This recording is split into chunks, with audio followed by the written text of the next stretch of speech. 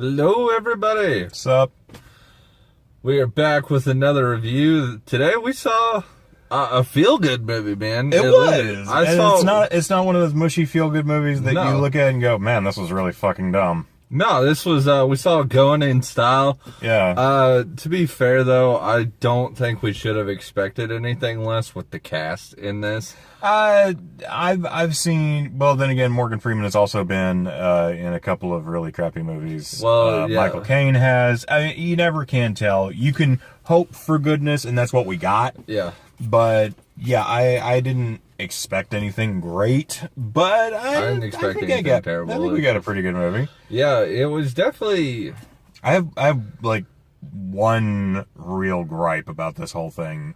But that's it. Let's go for the gripe early. Let's go. Well, it's a little late into its story, so let's address it when we get there. Okay. But altogether, this movie it was a really simple concept. It wasn't trying to be overcomplicated. It's three old guys lose their pension due to their company merging with another company and moving all the stuff overseas. Mm-hmm. These are three retired elderly men who cannot have no means whatsoever besides their pension and their Social Security, right, which is a joke.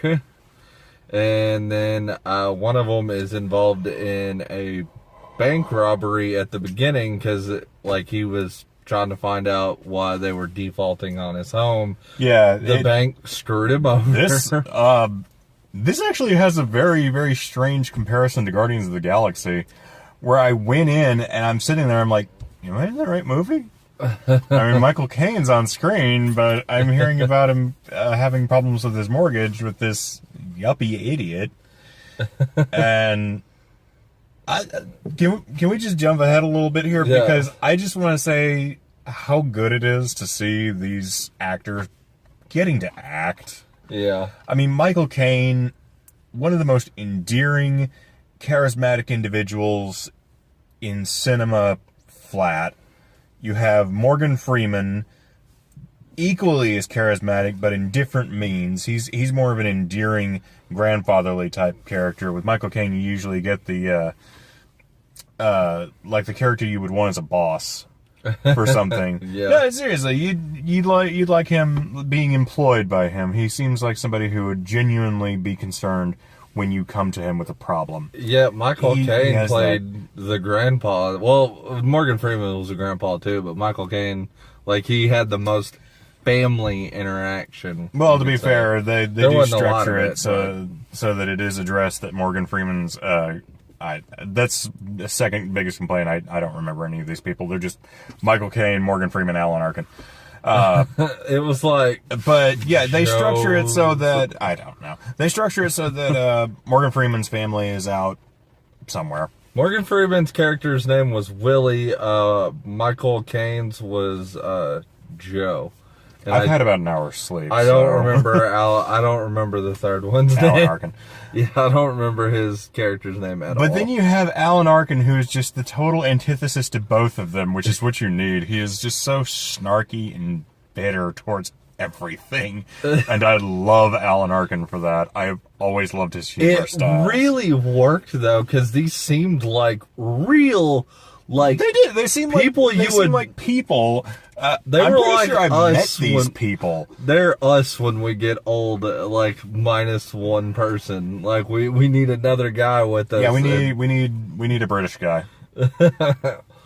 But you're definitely the old snarky guy. Yeah, no, I've always loved Alan Arkin's stuff.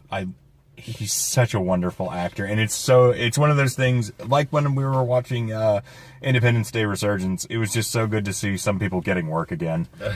And this is one of those things, you see him on screen, you're like, oh yeah, I'm glad to see you here again. Thank God, you're not dead. Yeah. No, to be fair, when Don Rickles passed away, I was like, wait, Don Rickles wasn't dead? And then I thought about it, I was like, you know what? Don Rickles would have liked that joke, probably. So we got so many, old man jokes, though, in this, but it worked because it's normally people would get offended at this, but these are old guys. Well, normally they would play it for laughs, look at that asshole, he's old, This was but just here like you're an old it's just bastard. like, just fuck off, guys. We're old. We don't give a shit. That was basically the concept too. Like they were like, well, we're desperate. It's like we can rob a bank, get caught, spend the rest of our lives. Yeah, worst comes to worst, we get caught and we get put in jail for like 5 years. Whoop-de-fuck. And we'll get better health care than we do now. Yeah, which is sad, but true. I'm not gonna debate that. Yeah, no, this movie was a lot of fun. Okay. Like I said, coming out, I don't know if it's going to make my best of list. If no at better the end of the movies year come out this year, but it's definitely going to be one I'll recommend to people. Oh, I've seen this movie twice already. I can understand why, honestly. I would have told you if it was complete crap, but last night Trudy wanted to see something, and this was the only thing in theaters that we hadn't already seen together, or that wasn't complete crap. I understand. I was like, hey, let's go watch this. This is a really good movie. Yeah, my biggest gripe comes when they actually end up pulling off the heist. When they're in the bank, Morgan Freeman's character has dialysis. Yes. And it's not dialysis is what you take. Dialysis is the treatment. Sorry, he has kidney problems. Yeah. Sorry. But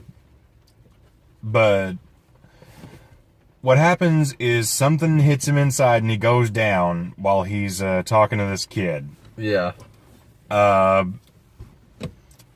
And she kind of briefly pulls up his mask and sees his watch with his granddaughter's face on it. Yeah. This could have been taken care of so fucking quick if his friend had just looked over and said, "Put your watch in your pocket." It feels like one of those things, it was put there to generate conflict later on. Yeah. Which, it comes back all right, and it's very obvious what happened is the little girl saw his actual granddaughter in real life and was like, she was being a nice little girl and didn't rat him out to the cops. Right. I get what happened, but for all that builds up to it and what eventually happens, which is nothing, yep. You could have just eliminated that entire thing and absolutely nothing would have been changed. They just had... You would have had a little less conflict in the whole story, and that's it. And, again, this especially is just because their alibis. Like, as far as, like, a bank robbery movie goes, I mean, this one was a little bit... If I ever rob a bank, I'm thinking of using this, actually. Like, this isn't They bad. had solid alibis. They did everything right except the little thing with the watch. Yeah.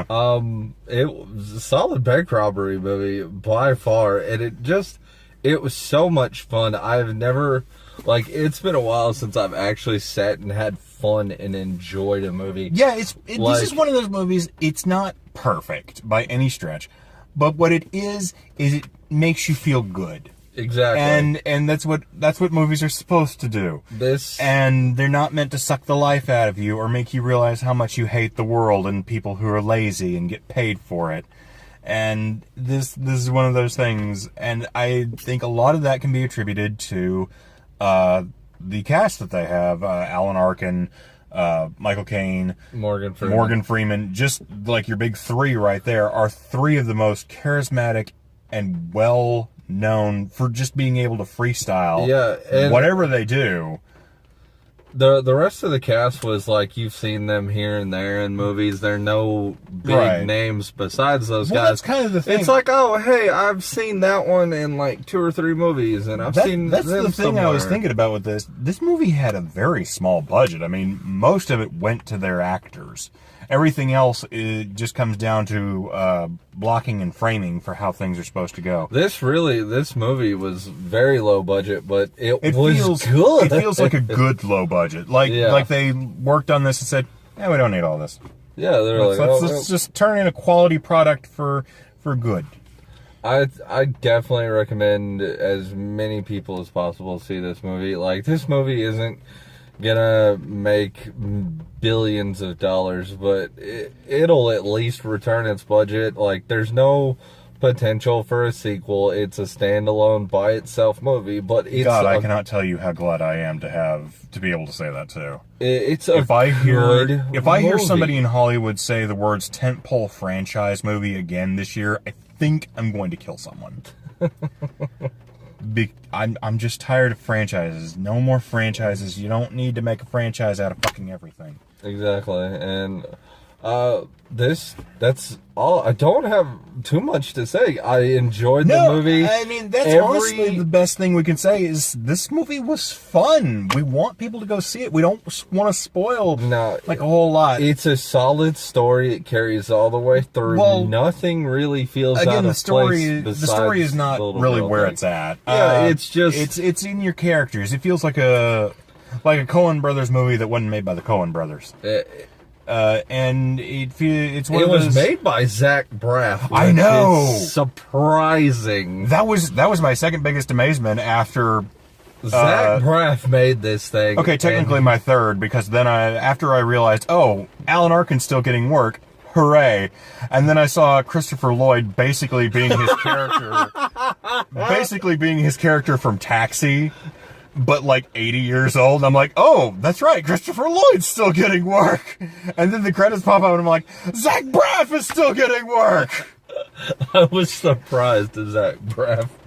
He's one of those guys, he can either tear in something really good or something really crappy. Thank God this was good. This was good, and it was one of those things, I'm like, Zach Braff, you did alright. Everybody liked this movie. It's a perfect movie. It's starting to come down out here. Yeah. I'm going to call this the perfect movie for everyone, because everybody can walk into this no matter how old you are. Well, and enjoy there is some language. So, I mean, if you're somebody out there who has problems with, you're probably not watching our review, because I've already dropped like 5 F-bombs. Yeah. Anybody... It's PG-13. It probably could have been knocked down to PG just with removing of the one F word they have. They dropped one F-bomb. They dropped one F-bomb, and that was the only time I felt like it was really out of place, like they were really pushing for a PG-13 specifically to have that rating. But I mean, well, that very could have easily just been, what the hell? Yeah, Michael Caine steals some old lady's rascal, and starts driving her around. She looks around after it's stolen. What the fuck? And I'm just like, what? There is always that really necessary grandma that cusses though. No, I know. Having worked in a grocery industry that brought back for many years, and every time we caught old people shoplifting, I was just like, I feel so sorry for you. It's like, because you're either senile to the point where you don't realize what you're doing, or you need this to the point where you cannot pay for it. And I'm just like, I never like stopping old people. Unless they get like the 24 case of beer, and then I'm like, yeah, fuck you, Grandma. You go pay for your 30-pack, bitch. I remember I caught an old man trying to steal beer and shrimp one time. They're like, you just had a run-in with the beer man. And I was like, that's okay. I love how that's his designation.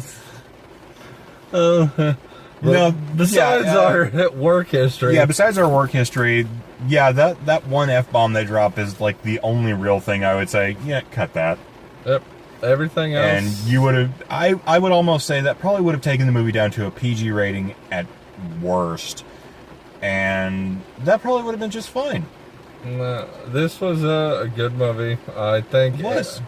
I think there were people younger than us. There were people older. I've seen I'm pretty sure we were the youngest people in there though. When I went last night, there was like a couple 15-year-olds in there. The fuck were they doing there? Well, they're just like young kids going to see the movie. Well, I guess friends. There you go. Hopefully they're probably just huge fans of Morgan Freeman. No, I would say they're huge fans of the classic movie that I cannot remember, The In-Laws. Classic movie with Peter Falk and Alan Arkin. That could have been. They could have been. They were obviously that. Okay. Okay. or fans of Freebie and the Bean. Well, one of them. Good luck finding that one, internet. Well, one of them worked here, and he was. It was a free day. He was probably just high off his ass and was just like, I just want to fucking sit down. Oh my god, people That's not can how act? people who worked at. What the fuck? That's not how people who work at movie theaters think. This told an engaging story without any explosions or boobs. Maybe there's more to film. Sean, you're such a douche. You just compared me to Alan Arkin in this movie, alright? Shut the fuck up. Alright, guys. I don't really have any more to say. Go see this movie. Honestly, yeah, this movie was perfectly fine. Especially after, like, Ghost in the Shell being the disappointment that it was. Oh, yeah. This was a fun rebound, and hopefully this will signal the point where we're out of the fuck you, it's January, February, March, April movies.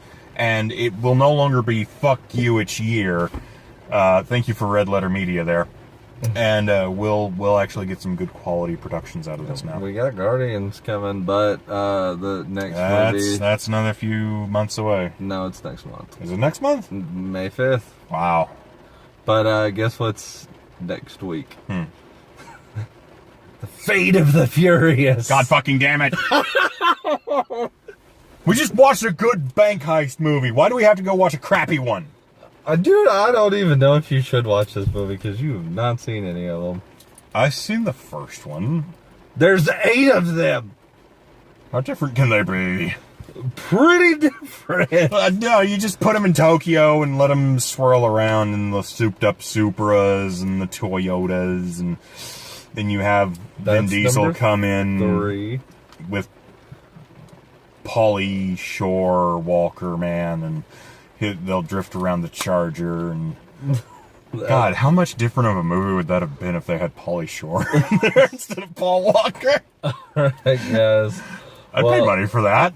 We will see you guys next time. Please like and subscribe, and go over to Sean's channel and watch us play some video games. Well, me play video games for right now. It's not my fault you lost the footage and audio on the bureau. I didn't lose the audio, I lost the footage. Well, I saw what happened. Well, whose fault is it you haven't... Never mind, we're not going to have this argument. Alright, guys, we'll see you next time. How's Starling and put up the video? Later.